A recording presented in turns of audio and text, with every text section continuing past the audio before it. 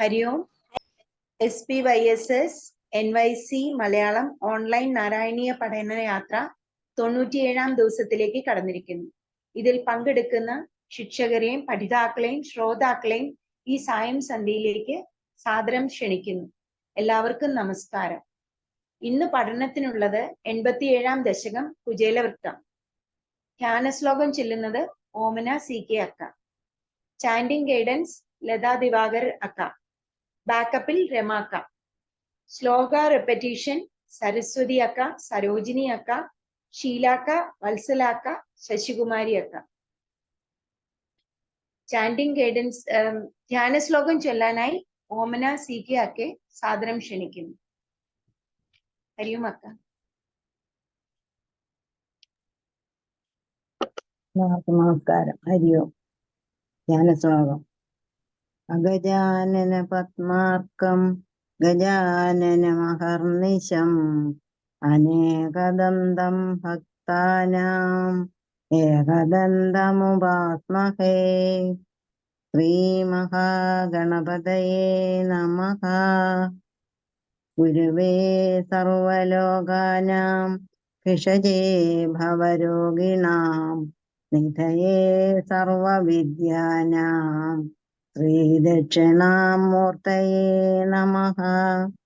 അസ്മദ്ഗുരുചരണാരവിന്ദാഭ്യാം നമഃ. സരസ്വതി നമസ്തുഭ്യം വരദേ കാമരൂപിണി വിദ്യാരംഭം കരിഷ്യാമി സിദ്ധിർഭവതു മേ സദാ. ശ്രീമഹാസരസ്വത്यै നമഃ. ശ്രീകൃഷ്ണ ഗോവിന്ദ ഹരേ മുരാരേ ശ്രീനാഥ നാരായണ വാസുദേവ. ശ്രീകൃഷ്ണ ഗോവിന്ദ ഹരേ മുരാരേ ശ്രീനാഥ നാരായണ വാസുദേവ. ശ്രീകൃഷ്ണ ഗോവിന്ദ ഹരേ മുരാരേ ശ്രീനാഥ നാരായണ വാസുദേവ. സർവത്ര ഗോവിന്ദനാമ സങ്കീർത്തനം. ഗോവിന്ദ ഗോവിന്ദ. ഹരിയോ. ചാൻഡിങ് ഗൈഡൻസ് ലതാ ദിവാകരൻ അക്ക ശ്ലോക റിപ്പറ്റീഷൻ ആയിട്ട് ഓരോരുത്തരെ ആയിട്ട് ക്ഷണിക്കുന്നു. സരസ്വതി അക്ക ആദ്യത്തെ ശ്ലോകത്തിന്റെ റിപ്പറ്റീഷൻ. ലതാ ദിവാകരൻ അക്ക. ഹരിയോം അക്ക. ഹരിയോ. എല്ലാവർക്കും നാരായണ പഠനത്തിലേക്ക് സ്വാഗതം. ഓം നമോ നാരായണായ.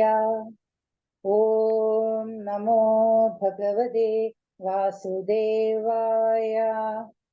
ദശകം 87 കുചേലവൃത്തം.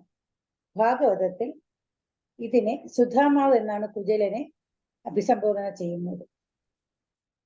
നമുക്ക് ഒന്നാമത്തെ ശ്ലോകത്തിലേക്ക് കടക്കാം. പദച്ഛേദം.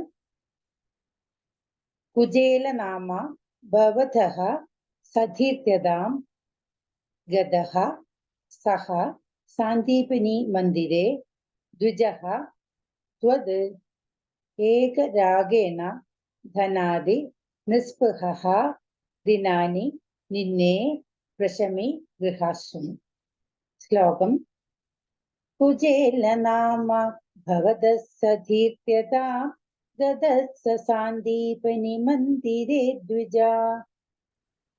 കുചേലനാമാ ഭവതഃ സധീത്യതാം ഗതഃ സാന്ദീപനി മന്ദിരേ ദ്വിജഃ. ത്വദേകരാഗേണ ധനാദി നിസ്പൃഹോ ദിനാനി നിന്നേ പ്രശമി ഗൃഹാശ്രമി. ത്വദേകരാഗേണ ധനാദിനി നിസ്പൃഹോ ദിനാനി നിന്നേ പ്രശമി ഗൃഹാശ്രമി. കുചേലനാമ ഭവതഃ സധീത്യതാം ഗതഃ സാന്ദീപനി മന്ദിരേ ദ്വിജഃ. ത്വദേകരാഗേണ ധനാദി നിസ്പൃഹോ ദിനാനി നിന്നേ പ്രശമി ഗൃഹാശ്രമി. കുചേലനാമാ ഭവതഃ സധീത്യതാം ഗതഃ സാന്ദീപനി മന്ദിരേ ദ്വിജഃ. त्वदेकरागेण धनादिनिस्पृहो ദിനാനി നിന്നെ പ്രശമീ ഗൃഹാശ്രമി. ശ്ലോകം 2 പദച്ഛേദം. സമാനശീല അപി തദീയവല്ലഭ തഥാ ഏവ നോ ചിത്തജയം സമേയുഷി കദാചിത് ഊചേ ബദ വൃത്തിലബ്ധയേ രമാപതിഃ കിം ന സഖാ നിഷേവ്യതി. ശ്ലോകം. സമാനശീലാഭി തദീയവല്ലഭ തഥൈവ നോ ചിത്തജയം സമേയുഷി. സമാനശീലാഭി തദീയ വല്ലഭ തദൈവ നോ ചിത്തജയം സമേയുഷി. കദാചിദൂചേ ബദവൃത്തിലബ്ധയേ രമാപതി കിം ന സഖാ നിഷേവ്യതേ. കഥാചിദുജേ ബദാവൃത്തിലബ്ധയേ രമാപതി കിം ന സഖാ നിഷേവ്യതേ. സമാനശീലാഭി തദീയവല്ലഭ തഥൈവ നോ ചിത്തജയം സമേയുഷി കദാചിദൂജേ ബദവൃത്തിലബ്ധയേ രമാപതി കിം ന സഖാ നിഷേവ്യതേ. സമാനശിലാഭി തദീയ വല്ലഭ തദൈവ നോ ചിത്തജയം സമേയുഷി കഥാചിദുജേ ബദവൃത്തിലബ്ധയേ രമാപതി കിം ന സഖാ നിഷേവ്യതേ. ശ്ലോകം 3 പദച്ഛേദം. ഇതി ഈതി ഇഹ അയം ക്രിയയാ ശുദ്ധ ആർത്തയാ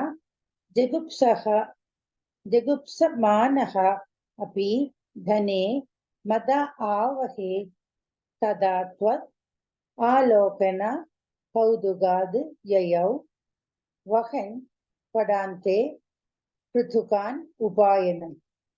ശ്ലോകം. ഇതീരിതോയം പ്രിയാച്യുദാർത്തയാ ജിഗുപ്സമാനോപി ധനേ മദാവഹേ. ീരിതോയം പ്രിയയാച്യുതാപ്തയാ ജഗുപ്സമാനോപി ധനേ മദാവഹേ. തദാ ത്വദാലോകന കൗതുകാദ് യയൗ വഹൻ പടാന്തേ പൃഥുകാനുപായനം. തദാ ത്വദാലോകന കൗതുകാദ്യയൗ വഹൻ പടാന്തേ പൃഥുകാനുപായനം. ഇതീരിതോയം പ്രിയാച്യുദാർത്തയാ ജഗുപ്സമാനോപി ധനേ മദാവഹേ. തദാ ത്വദാലോകന കൗതുകാദ് യയൗ വഹൻ പടാന്തേ പൃഥുകാനുപായനം. ഇതീരിതോയം പ്രിയയാച്യുതാർത്തയാ ജുഗുപ്സമാനോ അഭി ധനേ മദാവഹേ. തദാ ത്വദാലോകന കൗതുകാദ്യയൗ വഹൻ പടാന്തേ പൃഥുകാനുപായനം. ശ്ലോകം 4 പദച്ഛേദം. ഗതഃ അയം ആശ്ചര്യമയീം ഭവത് പുരീം ഗൃഹേഷു ശൈവാ ഭവനം സമേയിവാൻ പ്രവിശ്യ വൈകുണ്ഠം ഇവ ആപ നിവൃതിം തവ അതിസംഭാവനയാ തു കിം പുനഃ. ശ്ലോകം. ഗതോയ ആശ്ചര്യമയീം ഭവത് പുരീം ഗൃഹേഷു ശൈവാ ഭവനം സമേയിവാൻ.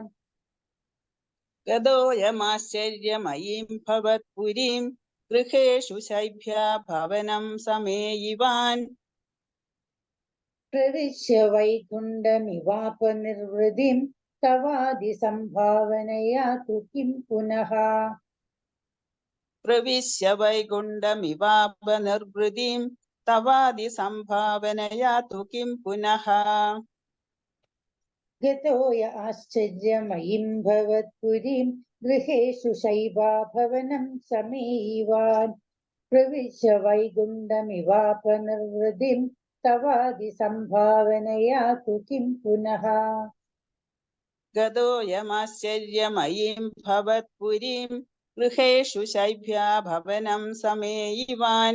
പ്രവിശ്യ വൈകുണ്ഠമിവാപനിർവൃതിം തവാദിസംഭാവനയാ തു കിം പുനഃ. ശ്ലോകം 5 പദച്ഛേദം. പ്രപൂജിതം തം പ്രിയയാ ച ബീജിതം കരേ ഗൃഹീത്വാ കഥയഃ പുരാകൃതം. ഇത് ഇന്ധനാർത്ഥം ഗുരുദാര ചോദിതൈഃ അപത്തുവർഷം തത് അമർഷി കാനനെ. ശ്ലോകം. പ്രപൂജിതം തം പ്രിയയാ ച വീജിതം കരേ ഗൃഹീത്വാ കഥയാ പുരാകൃതം. പ്രഭൂജിതം തം പ്രിയയാ ച വീജിതം കരേ ഗൃഹീത്വാ കഥയ പുരാകൃതം. യദിന്ധനാർത്ഥം ഗുരുദാര ചോദിതൈ അപത്തുവർഷം തദമർഷി കാനനെ. യദിന്ധനാർത്ഥം ഗുരുദാര ചോദിതൈരപത്തുവർഷം തദമർഷി കാനനെ. പ്രപൂജിതം തം പ്രിയാ ച വീജിതം കരേ ഗൃഹീത്വാ കഥയ പുരാകൃതം. യദിന്ധനാർത്ഥം ഗുരുദാര ചോദിതൈ അപത്തുവർഷം തദമർഷി കാനനെ. പ്രഭൂജിതം തം പ്രിയയാ ച വീജിതം കരേ ഗൃഹീത്വാ കഥയ പുരാകൃതം. യദിന്ധനാർത്ഥം ഗുരുദാര ചോദിതൈരപത്തുവർഷം തദമർഷി കാനനെ. ശ്ലോകം 6 പദച്ഛേദം. കൃപ ജുഹുഷാഃ അസ്മാത് പൃഥുകം ബദ്ലാത് അഥ പ്രഗൃഹ്യ മുഷ്ടൗ സകൃത് ആശിതേ ത്വയാ കൃതം കൃതം നനു ഇയതാത് ഇതി സംഭ്രമാത്. രമാ കിലോപേത്യ കരം രുരോധാതേ. ശ്ലോകം. ത്രിപാജുഷോസ്മാത് പൃഥുകം ബലാത് തഥാ പ്രഗൃഹ്യ മുഷ്ടൗ സകൃതാശിതേ ത്വയാ. ത്രപാജുഷോസ്മാത് പൃഥുകം ബലാത് തഥാ പ്രഗൃഹ്യ മുഷ്ടൗ സകൃതാശിതേ ത്വയാ. കൃതം കൃതം നന്നുര്യതേതി സംഭ്രമാ രമാ കിലോപ്യേത്യ കരം രുരോധതേ. കൃതം കൃതം നന്യത്തെ നിസംഭ്രമാത്രമാ കിലോപേത്യ കരം രുതോദതേ. ത്രിപാജുഷോസ്മാത് പൃഥുകം ബലാത് തഥാ പ്രഗൃഹ്യ മുഷ്ടൗ സകൃതാശിതേ ത്വയാ. കൃതം കൃതം നന്വയതേതി സംഭ്രമാദ്രമാ കിലോപേത്യ കരം രുരോധതേ. ത്രപാജുഷോസ്മാത് പൃഥുകം ബലാത് തഥാ പ്രഗൃഹ്യ മുഷ്ടൗ സകൃതാശിതേ ത്വയാ. കൃതം കൃതം നന്യതേതി സംഭ്രമാദ്രമാ കിലോപേത്യ കരം രുരോധതേ. ശ്ലോകം 7 പദച്ഛേദം. ഭക്തേഷു ഭക്തേന സഹ മാനിതഃ ത്വയാ പുരീം വസൻ ഏകനിശാം മഹാസുഖം ബത അപരേർദ്രുഹു ദ്രവിണം വിനയായയോ വിചിത്രരൂപഃ തവ ഖലു അനുഗ്രഹഃ. ശ്ലോകം. ഭക്തേഷു ഭക്തേന സമാനിതസ്ത്വയാ പുരീം വസന്നേകനിശാം മഹാസുഖം. ഭക്തേഷു ഭക്തേന സമാനിതസ്ത്വയാ പുരീം വസന്യകേനിശാം മഹാസുഖം. ബദാപരേദ്രോ ദ്രവിണം വിനായയൗ വിചിത്രരൂപസ്തവ ഖലേനുഗ്രഹ. ബദാപരേദ്യുർദ്രവിണം വിനായയൗ വിചിത്രരൂപസ്തവ ഹലന്വനുഗ്രഹഃ. ഭക്തേഷു ഭക്തേന സമാനിതസ്ത്വയാ പുരീം വസനേകനിശാം മഹാസുഖം. ബദാപരേദ്രുർദ്രവിണം വിനായയൗ വിചിത്രരൂപസ്തവ ഖല്ലനുഗ്രഹ. ഭക്തേഷു ഭക്തേന സമാനിതസ്ത്വയാ പുരീം വസന്യേകനിശാം മഹാസുഖം. ബദാപരേദ്യുർദ്രവിണം വിനായയൗ വിചിത്രരൂപസ്തവ ഹലന്വനുഗ്രഹഃ. ശ്ലോകം 8 പദച്ഛേദം. യദി अयाचिष्यम् अदास्यद् अच्युतः वदामि भार्या किम् इति व्रजन् असौ द्युतक्ति लीलास्मिद मग्नदीः पुनः क्रमात् अपश्यन् मणिदीप्रम् आलयम्। श्लोकम् यदि ह्ययाचिष्यमदास्युदच्युतो वदामि भार्या किमिति व्रजन्नसौ। यदि हि याचिष्यमदास्यदच्युतो वदामि भार्यां किमतिव्रजन्नसौ। द्युदक्तिलीलास्मिदमग्नधिः पुनः प्रमादपश्यन्मणिदीप्रमालयम्। त्वदुक्तिलीलास्मिदमग्नदि पुनः प्रमादपश्यन्मणिदीप्रमालयम्। यदि हैयाचिष्यमदास्यदच्युता वदामि भार्या किमिति व्रजन्नसौ। त्वदुक्तिलीलास्मिदमग्नधिः पुनः प्रमाद्य पश्यन्मणिदीप्रमालयम्। यदि ह्ययाचिष्यमासाद्यदच्युतो वदामि भार्यां किमतिव्रजन्नसौ। त्वदुक्तिलीलास्मिदमग्नदि पुनः प्रमादपश्यन्मणिदीप्रमालयम्। श्लोकम् 9 किं मार्ग विभ्रंशः इति भ्रमन् क्षणं गृह प्रविष्टः स ददर्श वल्लभां सखी त्वरीतां मणिहेमभूषितां बुबोध च त्वत् करुणां महाद्भुतम्।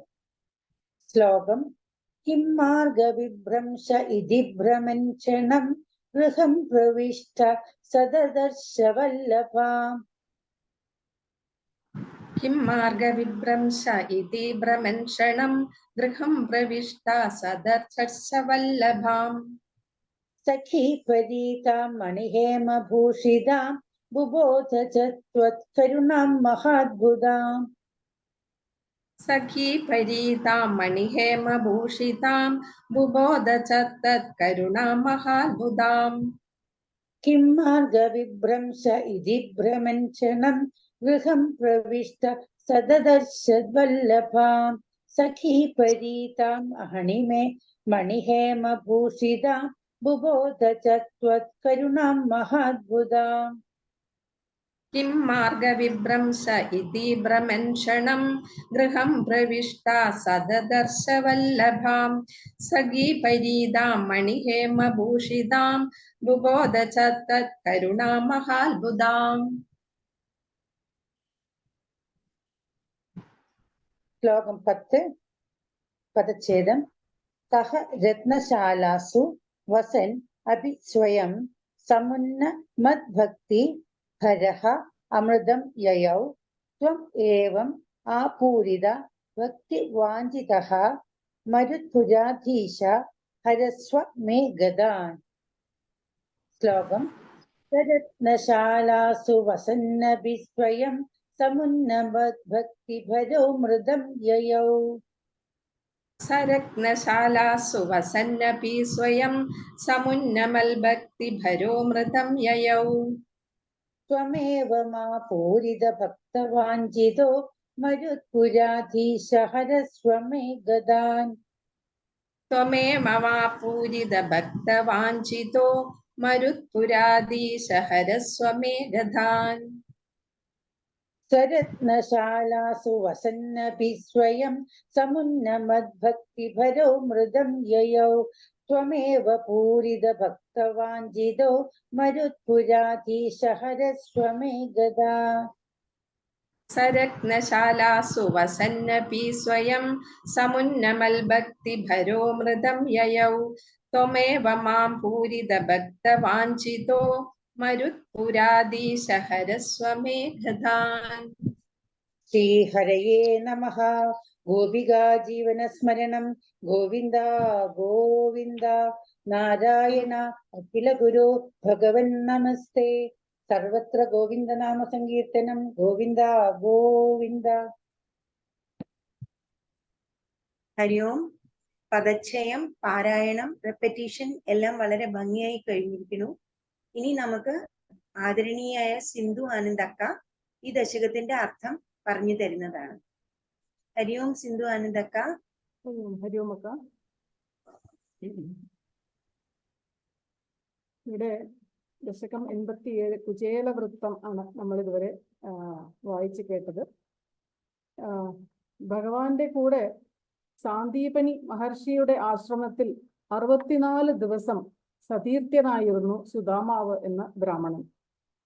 ആ സുദാമാവ് ദാരിദ്ര്യം കാരണം എപ്പോഴും മുഷിഞ്ഞ ചേല ധരിക്കുന്നത് കൊണ്ട് കുചേലൻ എന്ന പേര് വന്നു എന്നാണ് പറയുന്നത്. അദ്ദേഹത്തിന്റെ പേര് സുദാമാവ് എന്നും, സുദാമാവ് അല്ല വേറെ എന്തോ ആണ് പേരെന്നും പലരും പറയുന്നുണ്ട്. പക്ഷെ നമ്മൾക്ക് ഇവിടെ സുദാമ എന്ന് തന്നെ പറയാം. ഈ സുദാമാവും കണ്ണനും തമ്മിൽ വളരെ ഗാഢമായ സൗഹൃദമായിരുന്നു എന്ന് നമുക്ക് എല്ലാവർക്കും നമ്മൾ കേട്ട കഥകളാണ്. അങ്ങനെ സുദാമാവിന്റെ ജീവിത കഥയും ഭഗവാനുമായിട്ടുള്ള പുനഃസമാഗവുമാണ് ഈ ദശകത്തിൽ ഈ പറയുന്നത് 10 ശ്ലോകങ്ങൾ. ആദ്യത്തെ ശ്ലോകം: കുചേലനാമ ഭവതഃ സതീർത്ഥ്യതാം ഗതഃ സാന്ദീപനി മന്ദിരേ ദ്വിജഃ ത്വദേകരാഗേണ ധനാദി നിസ്പൃഹോ ദിനാനി നിന്യേ പ്രശമീ ഗൃഹാശ്രമീ. സാന്ദീപനി മന്ദിരേ, സാന്ദീപനി മഹർഷിയുടെ ആശ്രമത്തിൽ, ഭവതഃ സതീർത്ഥ്യതാം, ഭഗവാനെ അവിടുത്തെ സഹപാഠിയായിരുന്ന, കുചേല നാമാ ഗൃഹാശ്രമീ, കുചേലൻ എന്നു പേരുള്ള ഗൃഹസ്ഥൻ. അന്നേ ഗൃഹസ്ഥനാണോ എന്ന് ഭട്ടതിരിക്ക് സംശയമുണ്ട്. മുൻപുള്ള കാലത്തൊക്കെ 9 വയസ്സിലും 10 വയസ്സിലും 12 വയസ്സിലും ഒക്കെ കല്യാണം കഴിക്കുന്നതാണല്ലോ. അപ്പൊ അതുകൊണ്ടാണ് ഇവിടെ കുചേല നാമാ ഗൃഹാശ്രമീ, കുചേലൻ എന്നു പേരുള്ള ഗൃഹസ്ഥൻ, സഹ ദ്വിജഃ, ആ ബ്രാഹ്മണൻ, ത്വദ് ഏകരാഗേണ, അങ്ങയിൽ മാത്രം മനസ്സ് ഉറപ്പിച്ചതിനാൽ, ധനാദി നിസ്പൃഹ, ധനാദികളിൽ ഒന്നും ആഗ്രഹം ഇല്ലാതെ, നിസ്പൃഹ ആഗ്രഹമില്ലാതെ, പ്രശമീ ദിനാനി നിന്നേ, പ്രശമി എന്ന് വെച്ചാൽ എല്ലാ ആഗ്രഹങ്ങളും വിട്ട ഒരാൾക്ക് മാനസികമായി ഉണ്ടാവുന്ന സ്വസ്ഥത, അതാണ് ശമം എന്ന് പറയുന്നത്. അപ്പൊ ഇവിടെ പ്രശമീ ദിനാനി നിന്നേ, ശാന്തനായിട്ട് നാളുകൾ കഴിച്ചു വന്നു. അപ്പോൾ സാന്ദീപനി മഹർഷിയുടെ ആശ്രമത്തിൽ ഒരുമിച്ച് പഠിച്ചു വളർന്ന 2 സതീർത്ഥ്യരായിരുന്നു ഭഗവാനും സുദാമാവും. ഭഗവാൻ പിന്നീട് രാജാവായതൊക്കെ സുദാമാവിന് അറിയാമായിരുന്നു. അതുകൊണ്ട് തന്നെ ഒരു സ്വാമി എന്ന നിലയിലാണ് സുദാമാവ് എപ്പോഴും ഭഗവാനെ കണ്ടിരുന്നത്. ദാരിദ്ര്യമില്ലാതെ ആക്കണം എന്ന ഒരു ചിന്ത ഒന്നും സുദാമാവിന് ഇല്ലായിരുന്നു.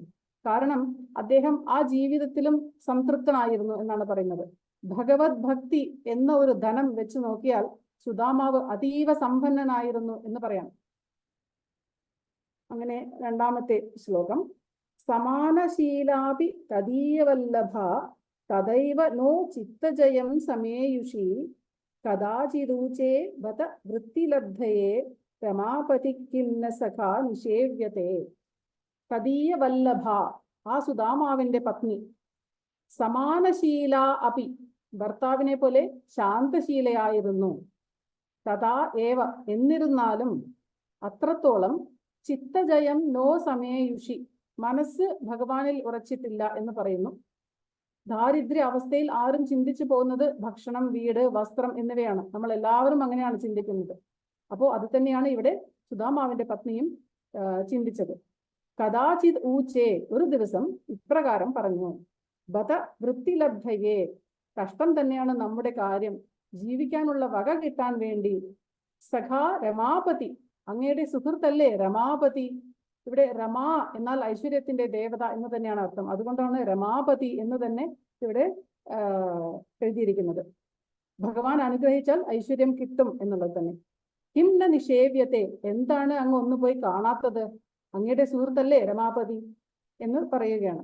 ഇവിടെ ഒരേ ദാരിദ്ര്യം 2 പേരെ ഇങ്ങനെ ബാധിക്കുന്നു എന്നാണ് മനസ്സിലാക്കേണ്ടത്. സുദാമാവിനേക്കാളും കൃഷ്ണഭക്തി ആയിരുന്നു അദ്ദേഹത്തിന്റെ പത്നി എന്നും പലരും പറയാറുണ്ട്. എന്നാലും അടുത്തത് 3-ാമത്തെ ശ്ലോകം: ഇതീരിതോയം പ്രിയയാ ക്ഷുധാർത്തയാ ജുഗുപ്സമാനോപി ധനേ മദാവഹേ തദാ ത്വദാലോകന കൗതുകാത്യയൗ വഹൻ പടാന്തേ പൃഥുകാൻ ഉപായനം. ക്ഷുധാർത്തയാ പ്രിയയാ, വിശന്ന് വലഞ്ഞ പത്നി.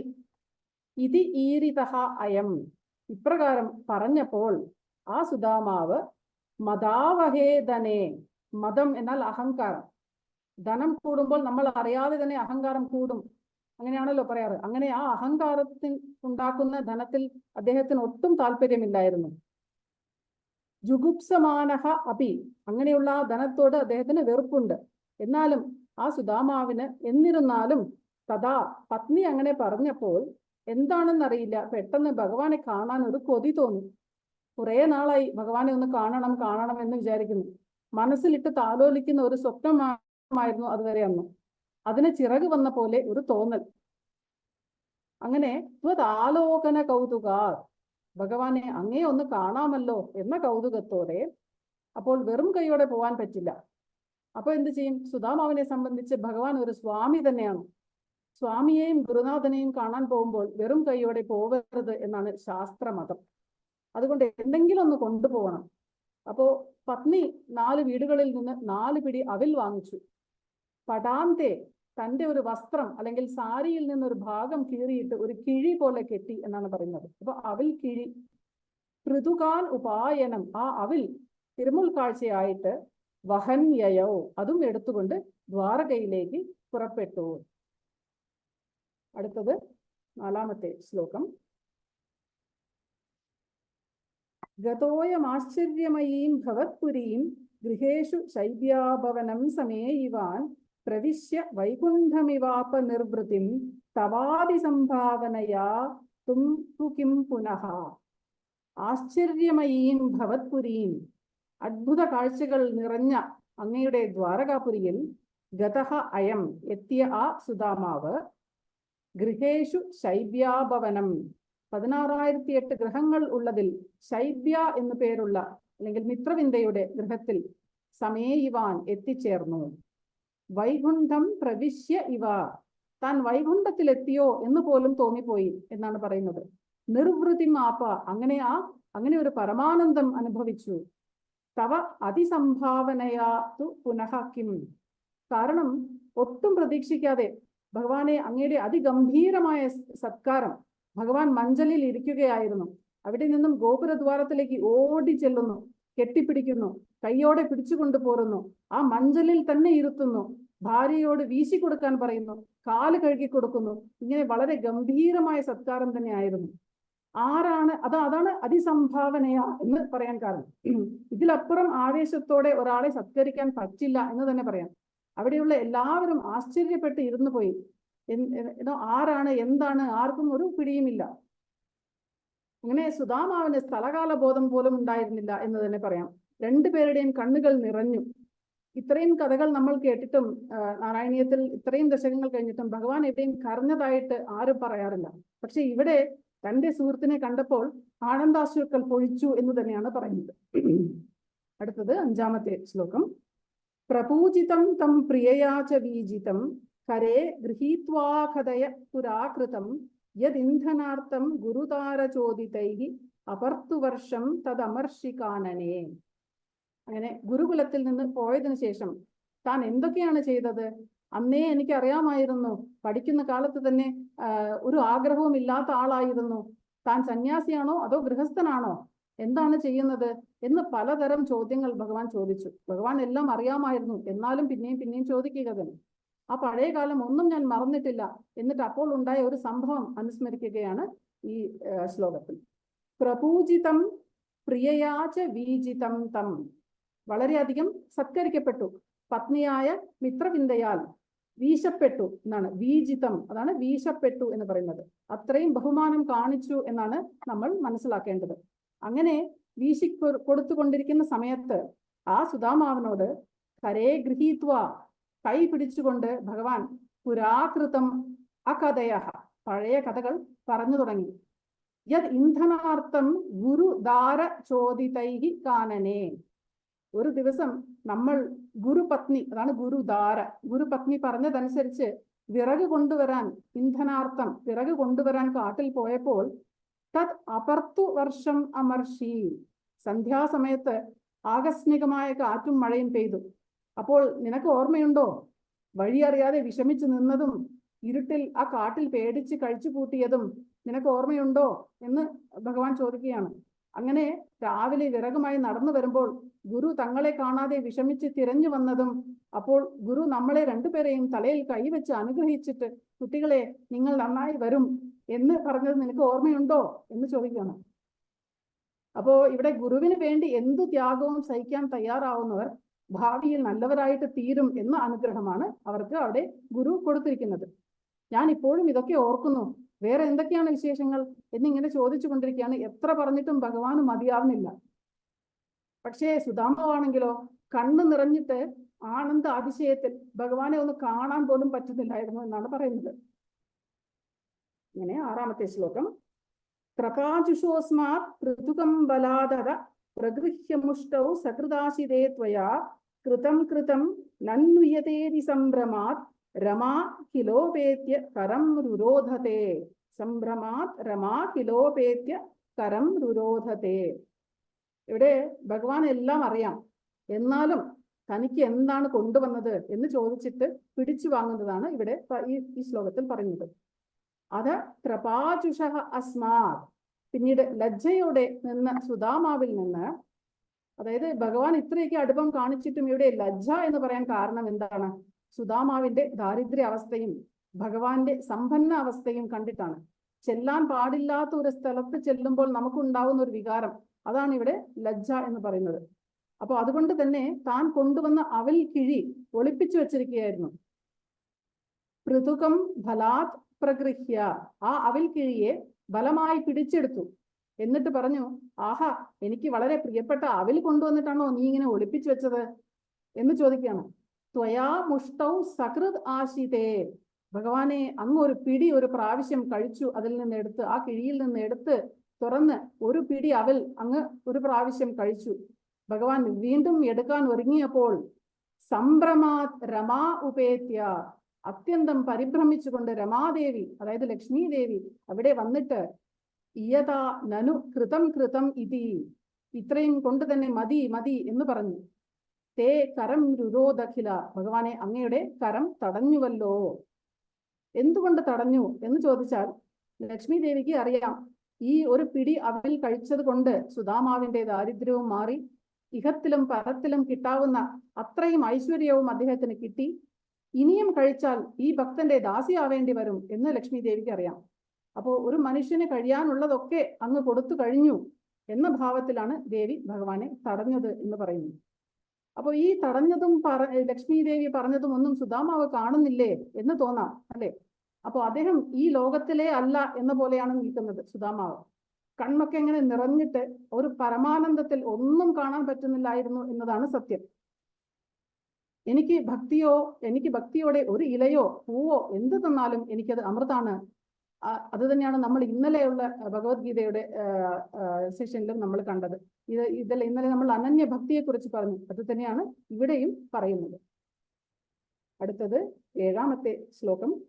ഭക്തേഷു ഭക്തേന സ മാനിതസ്ത്വയാ പുരീം വസന്നേകനിശാം മഹാസുഖം ബദാപരേദ്യുർദ്രവിണം വിനായയൗ വിചിത്രരൂപസ്തവ ഖല്ലു അനുഗ്രഹഃ.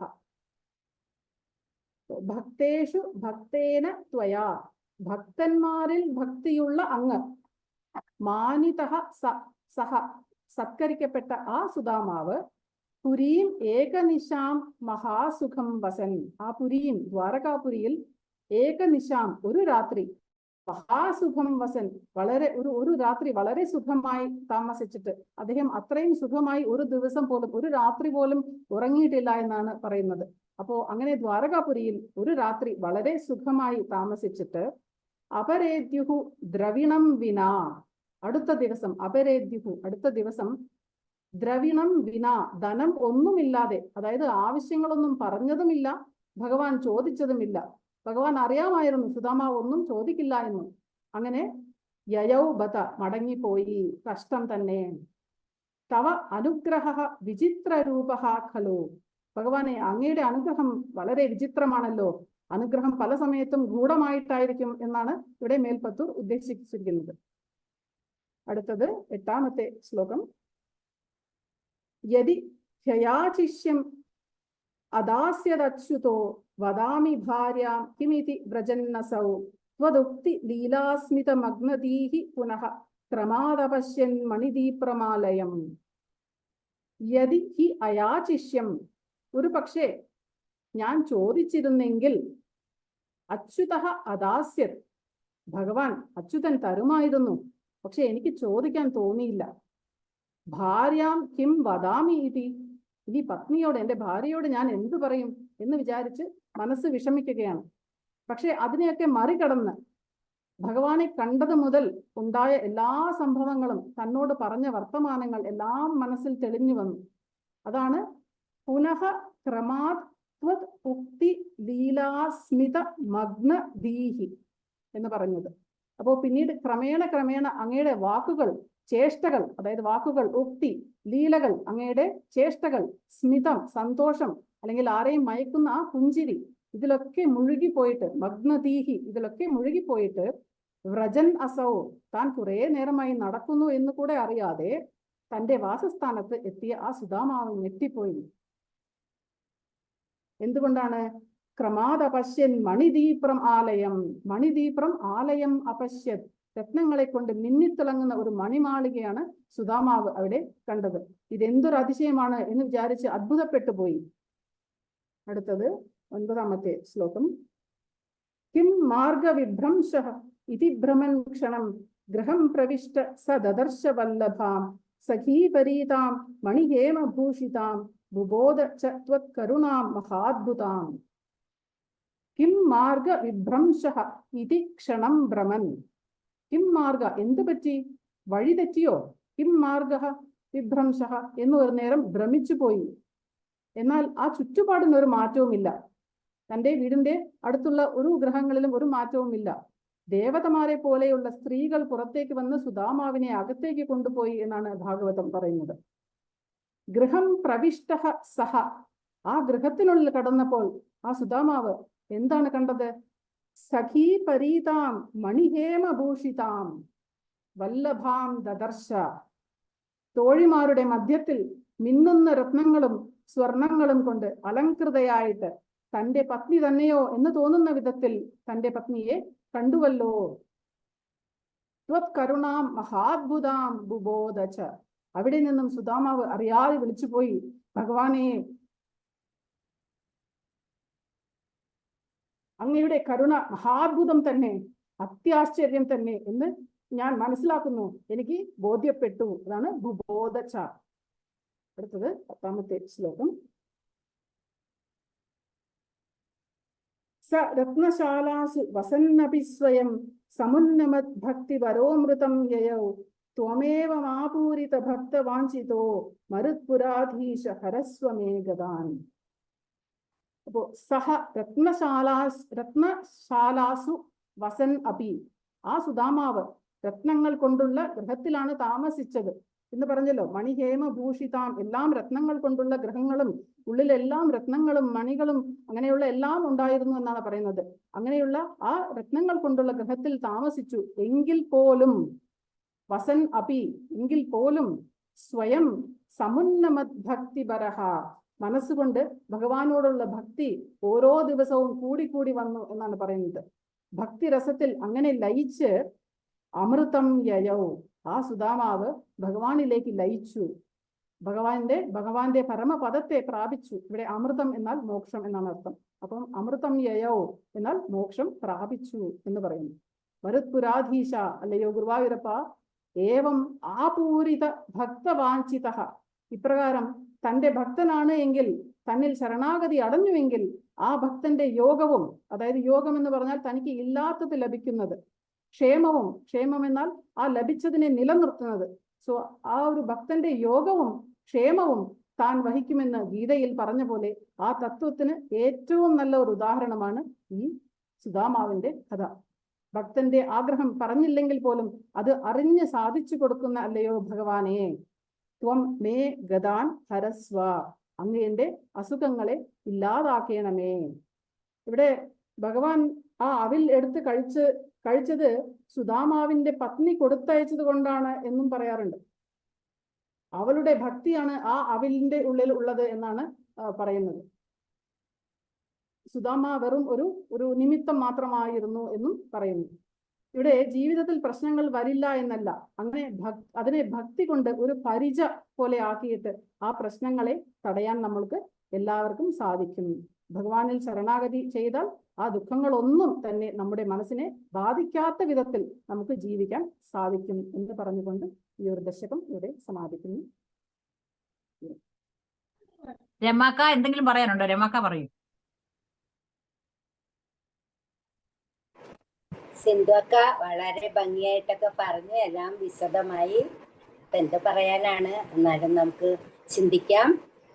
ഒരു നമ്മള് ഭാഗവതത്തിലെ ദശമസ്കന്ധത്തില് കാണുന്നതാണ് ഭഗവാന്റെ ബാലലീലകൾ അനേകം പേർക്ക് മോക്ഷം കൊടുക്കുന്നത്. പൂതന മോക്ഷം തുടങ്ങി അനേകം അസുരന്മാരെ മോക്ഷപ്രാപ്തിയിലെത്തിക്കുന്ന ഭഗവാനെ നമുക്ക് കാണാറുണ്ട് അല്ലെ.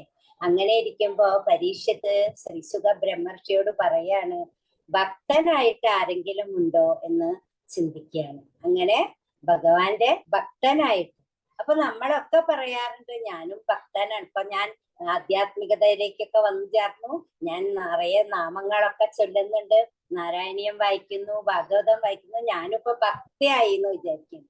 പക്ഷെ നമ്മളെ ഭഗവാൻ സ്വീകരിച്ചിട്ടുണ്ടോ? അതൊന്നും നമ്മൾ ചിന്തിക്കണം അല്ലെ. ശരിയായ ഭക്തി ഭഗവാൻ ആ സ്വീകരിച്ച ഭക്തന്മാരിൽ പലരെയും നമുക്ക് കാണാം.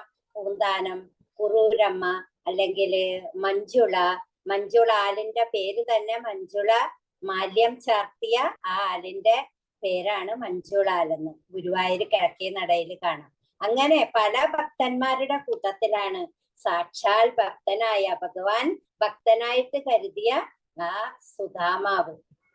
അപ്പോ ഭക്തൻ എന്ന് പറയുമ്പോ, ഭഗവാന്റെ ഭക്തൻ എന്ന് പറയുമ്പോ നമ്മളുടെ ഒരു കൂട്ടുകാരൻ എന്നൊക്കെ പറയുമ്പോ നമ്മള് സ്വീകരിക്കുക, ഒരു കൂട്ടുകാരനായി സ്വീകരിക്കുന്നത് നമ്മുടെ തോതിലുള്ളവരെ ആയിരിക്കും അല്ലെ. ഒരു ധനികനാണെങ്കിൽ ധനികനെ കൂട്ടുകാരനായി സ്വീകരിക്കും. ഒരു സൗന്ദര്യമുള്ള ആളായിരുന്നെങ്കിൽ അവര് സൗന്ദര്യമുള്ളവരെ കൂട്ടുകാരൊക്കെ ആയിട്ട് സ്വീകരിക്കും. അപ്പൊ അവിടെ രുക്മിണി എഴുത്തു കൊടുത്തേക്കുമ്പോ പറയുന്നുണ്ട് ഭുവന സുന്ദര. ആ സുന്ദരനായിട്ടുള്ള ഭഗവാന്റെ കൂട്ടുകാരൻ സുധാമാവ് തന്നെ ആവാൻ സാധിക്കോ? സുധാമാവിന് അത്രയും സൗന്ദര്യമുണ്ടോ, ധനമുണ്ടോ? ഒന്നും തന്നെയില്ല. പക്ഷെ നമ്മളൊന്നും കാണാതിരുന്ന ആ ഒരു ധനവും ആ ഒരു സൗന്ദര്യവും സാക്ഷാൽ ഭഗവാൻ സുധാമാവില് കണ്ടെത്തി. അതുകൊണ്ട് തന്നെ സുധാമാവിനെ ഭക്തനായിട്ട് സ്വീകരിക്കുകയാണ് ചെയ്യുന്നത്. അങ്ങനെ സുധാമാവ് അവരൊരുമിച്ച് കൂട്ടുകാരായിരുന്നു, ഒരുമിച്ച് കളിച്ച് വളർന്നു പഠിച്ച് ആ ഒരു കാലഘട്ടം. എപ്പോഴും നമുക്കും അതെ, നമ്മുടെ ഇപ്പോഴുള്ള ബന്ധങ്ങളെക്കാളും നമ്മുടെ ഒരു കൂട്ടുകാര്, നമ്മളുടെ കളിച്ചു വളർന്നവരെ അല്ലെങ്കിൽ ഒരുമിച്ച് പഠിച്ചവരെ കാണുമ്പോ ഉള്ള ഒരു സന്തോഷം ഒന്ന് ആലോചിച്ച് നോക്കൂ. നമുക്കും വളരെ ഒരു ആനന്ദം തരുന്ന കാര്യമാണ് അല്ലെ. അപ്പൊ അങ്ങനെ സുധാമാവ് വേർപിരിഞ്ഞു. രണ്ടുപേരും വിദ്യാലയത്തിൽ നിന്നും രണ്ടു വഴിക്ക് തിരിഞ്ഞു. അങ്ങനെ സുധാമാവ് വിവാഹമൊക്കെ ചെയ്ത് കുട്ടികളായി. പക്ഷെ ദാരിദ്ര്യത്തിന്റെ കുഴിയിലെത്തിയിരിക്കുകയായിരുന്നു സുധാമാവ്. അങ്ങനെ സുധാമാവിന് കിട്ടിയതോ ഒരു ഉത്തമയായ ഒരു ധർമ്മിഷ്ഠയായ ഭാര്യയായിരുന്നു. അപ്പൊ അങ്ങനെ ദാരിദ്ര്യം കൊടുമ്പിരി കൊള്ളുന്ന ആ കാലത്ത് ഭാര്യ പറയുമായിരുന്നു, ഒന്ന് പോയി കൂട്ടുകാരനെ കണ്ടൂടെ, ധനികനായിരിക്കുന്ന കൂട്ടുകാരൻ എന്തെങ്കിലും നമുക്ക് വേണ്ടി ചെയ്യാൻ കഴിഞ്ഞാലോ? പക്ഷെ സുധാമാവിന് അത് ഇഷ്ടമല്ലായിരുന്നു. ആ ഭഗവാനിൽ അത്യധികം ഭക്തി ഉണ്ടായിരുന്നാലും ഒന്നും ചോദിക്കരുത്, ഒന്നും ഇറന്നു വാങ്ങരുത് എന്നുള്ള ഒരു നിർബന്ധ ബുദ്ധി ആ സുധാമാവിനുണ്ടായിരുന്നു. അതുകൊണ്ട് സുധാമാവ് പോവാൻ കൂട്ടാക്കിയില്ല. പക്ഷെ വയസ്സായി, പ്രായമായി, കണ്ണിലൊക്കെ ഇരുട്ട് കയറാൻ തുടങ്ങിയപ്പോ വിചാരിച്ചു, ശരി എന്റെ കൂട്ടുകാരനെ പോയി കാണാം. എന്നാണാവോ കണ്ണില് പൂർണ്ണമായി ഇരുട്ട് കയറുക, അപ്പൊ കാണാനും സാധിക്കില്ലല്ലോ. അങ്ങനെ ഒരു ദിവസം ഭാര്യയോട് പറയും. ഭാര്യ അങ്ങനെ നമ്മൾ എവിടെയെങ്കിലും ഒക്കെ പോകുമ്പോ എന്തെങ്കിലും കൊണ്ടുപോകുന്ന ഒരു സ്വഭാവമൊക്കെ പണ്ട് കാലത്തുണ്ടായിരുന്നു. ഏതെങ്കിലും വീടുകളിൽ കയറി ചെല്ലുക, നമ്മുടെ ബന്ധുമിത്രാദികളുടെ വീടുകളിലൊക്കെ ചെല്ലുമ്പോ അവിടെ കുട്ടികൾ കാണും, അവിടെ വയസ്സായവര് കാണും. അവർക്കൊക്കെ എന്തെങ്കിലും ഒരു നൈവേദ്യം പോലെ എന്തെങ്കിലും ഒന്ന് നമ്മൾ കൊണ്ടുപോകാറുണ്ട്. അവരെ പ്രീതിപ്പെടുത്താനായിട്ട്. പക്ഷെ ഇന്നത്തെ കാലത്ത് അതൊന്നുമില്ല. ഇന്ന് വാങ്ങലുമില്ല, കൊടുക്കലുമില്ല, ആഗ്രഹിക്കുന്നുമില്ല. കാരണം ധനം എല്ലായിടത്തും നിറഞ്ഞ് ഇരിക്കുകയാണ്. എന്ത് വേണമെങ്കിലും വാങ്ങിച്ചു കൊടുക്കാൻ മാതാപിതാക്കൾ തയ്യാറാണ്. അതുകൊണ്ട് തന്നെ അന്ന് ഇന്നിപ്പോ ആ ഒരു ചിന്തയും കുട്ടികൾക്കും പ്രായമായവർക്കൊന്നും ഇല്ല. അപ്പോ അങ്ങനെ കൊണ്ടുപോകണം എന്നുള്ള ഒരു ആശ കൊണ്ട് ആ സുധാമാവ് പറയാണ്, എന്തെങ്കിലും തന്നയക്കും, ഞാനൊന്ന് പോയി വരാം, കൃഷ്ണനെ കണ്ടുവരാം എന്ന് പറയാണ്, കൂട്ടുകാരനെ കാണാൻ. അങ്ങനെ എന്താ കൊണ്ടുപോവാ? ഒന്നുമില്ല. നിർധനരായ ആ ദരിദ്ര കുടുംബത്തില് എന്തെങ്കിലും ഒന്ന് എടുക്കാൻ വേണ്ടേ? ഒന്നുമില്ല. അങ്ങനെ അവിടെ നിന്ന് ഇവിടെ നിന്നൊക്കെ എന്നാ അവരെ കൊണ്ടുപോയി എല്ലാം സിന്ധുവൊക്കെ പറഞ്ഞു, അതൊക്കെ കൊണ്ടുപോയി അങ്ങോട്ട് ചെല്ലുകയാണ്. അപ്പോ അവിടെ ചെല്ലുമ്പോഴെന്താ കാണണേ? ആ ഭഗവാൻ ഓടി വന്ന് ആ അതിഥി സൽക്കാരം, ഭഗവാൻ ഓടി വന്ന് അതിഥിയെ കെട്ടിപ്പിടിച്ച് ആ വിയർക്കുന്ന ആ കുച്ചേലെന്ന് പേര് തന്നെയുണ്ട്, കുച്ചേലയാണ്. ആ മുഷിഞ്ഞ ചേലയും എല്ലാം ആ എന്താണ് പറയാ, വളരെ വൃത്തിയില്ലാത്ത ഒരു രൂപത്തിലുള്ള കുചേലനെ ഓടി വന്ന് കെട്ടിപ്പിടിച്ച് അവിടെ സ്വീകരിക്കുകയാണ്. അതിഥി സൽക്കാരം അവിടെ ഗംഭീരമായിട്ട് നടക്കുകയാണ്. അപ്പൊ അതാണ് അതിലെന്താ ചെയ്തു, മറന്നു. അപ്പൊ പോകുമ്പോ ഭാര്യ ഒരു കാര്യം പറഞ്ഞിരുന്നു, എന്തെങ്കിലുമൊക്കെ ഒന്ന് ചോദിക്കണം കേട്ടോ, നമ്മുടെ ദാരിദ്ര്യം ഒന്ന് നീങ്ങുമല്ലോ. അപ്പൊ എന്തെങ്കിലും അതൊന്നും അവിടെ ചെന്ന് ആ ഭഗവാന്റെ അതിഥി സൽക്കാരത്തിൽ മതിമറന്ന ആ കുചേല ബ്രാഹ്മണൻ എന്താ എല്ലാം മറന്നുപോയി. ഭഗവാൻ കെട്ടിപ്പിടിച്ച് അവിടെ വേണ്ട സൽക്കാരാദികൾ ചെയ്യാണ്, പൂജ ചെയ്ത് ആ തീർത്ഥം പോലും എല്ലാവരെയും തളിച്ച് കുടിച്ച് അത്രയും ആ ഒരു സഖാവിനോടുള്ള ആ സതീർത്ഥ്യനോടുള്ള ബന്ധമാണ് അവിടെ കാണിക്കുന്നത്. അങ്ങനെ അവിടെ സ്വീകരിച്ച് അത് കഴിഞ്ഞ് ആ ബ്രാഹ്മണനാകട്ടെ പോയ കാര്യമൊക്കെ മറന്നുപോയി. അപ്പൊ നമ്മളും ചിലപ്പോ ഉണ്ടാവും അല്ലെ, എന്തെങ്കിലുമൊക്കെ വിചാരിച്ചു പോവും. ഇപ്പൊ പിന്നെ കൂടുതലും മറവിയാണ്. എന്ത് വിചാരിച്ചാലും അടുക്കളയിൽ തന്നെ ഒന്നെടുക്കാൻ പോയാ വേറൊന്നെടുക്കണ കൂട്ടരാണ് ഇപ്പൊ നമ്മള്. ഉപ്പിടാൻ പോയാ പഞ്ചാര എടുക്കും, പഞ്ചാരക്ക് ഉപ്പെടുക്കും. അപ്പൊ അതേപോലെ അത് നമുക്ക് കാര്യങ്ങളില്ലാതെ മറവി. അവിടെ അതല്ല സംഭവിച്ച, അവിടെ ആ സൽക്കാരത്തിന് മതിമറന്ന് ആഹ്ലാദം കൊണ്ട് എല്ലാം മറക്കുകയാണ്. അങ്ങനെ പോയ കാര്യം ചോദിച്ചുമില്ല. തിരിച്ചു വരുമ്പോഴാണ് അങ്ങനെ ആലോചിച്ചത്, എന്തു പറയും, ഭാര്യയോട് പോയിട്ട് എന്തു പറയും, ഞാൻ ചോദിച്ചുമില്ല ഒന്നും. അങ്ങനെ വരുമ്പോഴാണ് അവിടെ കാണുന്നത്, നമ്മള് ഭഗവാനോട് ഒന്നും ചോദിക്കേണ്ട കാര്യമില്ലാന്ന് നമുക്ക് അവിടെ മനസ്സിലാവുകയാണ്. ഒരു ഭക്തൻ എന്ന് പറഞ്ഞാൽ ആ ഭക്തിയില് ആ പ്രാധാന്യം കൊടുക്കുകയാണ്. നമ്മളൊന്നും ചോദിക്കേണ്ട. നമ്മളൊക്കെ ഇപ്പൊ അമ്പലങ്ങളിൽ പോണു, ഗുരുവായൂരൊക്കെ പോയി കഴിഞ്ഞാൽ എന്തൊക്കെ പരാതികളാ പറയാനുള്ളത്. അത് വേണം ഇത് വേണം, എത്ര കിട്ടിയാലും കുറെയൊക്കെ തന്നാലും പിന്നെയും അതിനപ്പുറം ആവശ്യമാണ്. അപ്പൊ അവിടെയോ ആ ബ്രാഹ്മണനോ എല്ലാം ആഗ്രഹങ്ങളും ആ മാറ്റി വെച്ചുകൊണ്ട് ആ ഭക്തിയില് ഭഗവാനെ ആ കണ്ട് സായുജ്യമടയാണ് ചെയ്യുന്നത്, അവിടെ മറന്നു പോവുകയാണ് ചെയ്യുന്നത്. അപ്പൊ നമ്മൾക്ക് ഒരു കാര്യം മനസ്സിലാക്കുക, നമ്മള് എപ്പോഴും ഭഗവാനോട് ചോദിക്കേണ്ട കാര്യമില്ല. നമ്മുടെ ഫുൾ ഹിസ്റ്ററി ഭഗവാൻ അറിയാം. ഭഗവാൻ ആദ്യമേ തൊട്ട് ജന്മം തൊട്ട് മരണം വരെയുള്ളതൊക്കെ എഴുതി വെച്ച് എന്തൊക്കെ നടക്കുന്ന അവിടെ എഴുതിയിട്ടുണ്ട്. ചോദിച്ചാലും നമുക്ക് കിട്ടില്ല, ചോദിച്ചില്ലെങ്കിലും നമുക്ക് തരാനും ഭഗവാൻ മടിക്കില്ല. ഭഗവാൻ അറിയാം ആർക്ക് എന്ത് കൊടുക്കണം, എപ്പോൾ എന്ത് എല്ലാം അറിയുന്ന ഭഗവാൻ സമയത്തിന് നമുക്ക് തന്നിരിക്കും. ചിലപ്പോഴൊക്കെ നമ്മളുടെ ജീവിതത്തിലും കാണാം, നമ്മള് വിഷമിച്ചിരിക്കുമ്പോ എതിർച്ചയായിട്ട് ഒരാള് വന്ന് നമ്മളെ ധനം കൊണ്ടായാലും ശരീരം കൊണ്ടായാലും ഒക്കെ സഹായിക്കും. എന്താണ് അത്? നമ്മുടെ ആ ഒരു ഭക്തി കൊണ്ട് ഭഗവാൻ അയക്കുന്നതാണ്. അപ്പൊ ഭഗവാനോട് ഒന്നും ചോദിക്കണ്ട എന്നുള്ള ഒരു കാര്യമാണ് നമ്മൾ ഇതിന്നൊക്കെ മനസ്സിലാക്കണേ. ഒരു ഭക്തൻ എങ്ങനെയായിരിക്കണം? ഭഗവാനെ ബുദ്ധിമുട്ടിക്കാതെ ഭക്തി കൊണ്ട് മാത്രം ഭഗവാനെ എന്റെ അനുഗ്രഹത്തിന് പാത്രീഭൂതരാവുക. അത് മാത്രമേ നമുക്ക് ചെയ്യാനുള്ളൂ. നമുക്ക് എന്താണ്? ഭഗവാനെ പ്രശംസിക്കുക, ഭഗവാനെ നാമം ചൊല്ലിക്കൊണ്ട് സ്തുതിക്കുക, അതേ നമ്മൾ ചെയ്യേണ്ടതുള്ളൂ. ഒന്നും ചോദിക്കേണ്ട കാര്യമില്ല എന്നാണ് ഈ ഒരു കുചേല വൃത്തത്തില് നമ്മൾ മനസ്സിലാക്കുന്നത്. ഈ ഒരു ദശകം സിന്ധു ഒക്കെ എല്ലാം പറഞ്ഞു. അപ്പൊ അത് നന്നായിട്ട് നല്ലൊരു ഭാഗമാണ്. നമ്മൾ മനസ്സിലാക്കുക. ഇനിയെങ്കിലും നമ്മൾ ഒന്നും ചോദിക്കണ്ട. ഇപ്പൊ നമ്മുടെ കുട്ടികളുടെ കല്യാണം നടക്കണമായിരിക്കും, നമ്മുടെ രോഗം മാറണമായിരിക്കും. ഭഗവാനോട് പറയേണ്ട കാര്യമില്ല, ഭഗവാൻ എല്ലാം അറിഞ്ഞിട്ടുണ്ട്. അത് വേണ്ട പോലെ ചെയ്തോളും. ഇനിയിപ്പൊ നമുക്ക് ദുഃഖമാണ് തരുന്നത്, നമ്മുടെ ആ കർമ്മഫലം നമ്മൾ അനുഭവിച്ചേ മതിയാകുള്ളൂ. അത് നമ്മൾ കഴിഞ്ഞ ജന്മത്തിലായിരിക്കാം, ഈ ജന്മത്തിലായിരിക്കാം, കൊണ്ടുവന്നതായിരിക്കാം. എല്ലാം നമ്മൾ അത് ഭഗവാന്റെ പ്രസാദമായി. ഒന്ന് മാത്രം നമ്മൾ ഭഗവാനോട് അപേക്ഷിക്കുക, ഭഗവാനെ അത് സ്വീകരിക്കാൻ, അത് നടത്താനുള്ള ഒരു ശക്തി തരണേ, അത് അനുഭവിക്കാനുള്ള ഒരു ശക്തി തരണേ. ആ ദുഃഖമായാലും ദുഃഖത്തെ അനുഭവിക്കാനുള്ള ശക്തി തരണേ എന്ന് പ്രാർത്ഥിക്കുക മാത്രം ചെയ്യാനേ നമുക്ക് അധികാരമുള്ളൂ. അല്ലാതെ ഭഗവാനോട് ഒന്നും ചോദിച്ചാൽ ഭഗവാന് തരാനും സാധിക്കില്ല. ഭഗവാൻ ഒക്കെ തന്നു കഴിഞ്ഞ് എല്ലാം കറക്റ്റ് ആയിട്ട് മരണം വരെയുള്ള കാര്യങ്ങള് ചെയ്തു വെച്ചിട്ടാണ് ഭഗവാൻ നമ്മളെ അയക്കുന്നത്.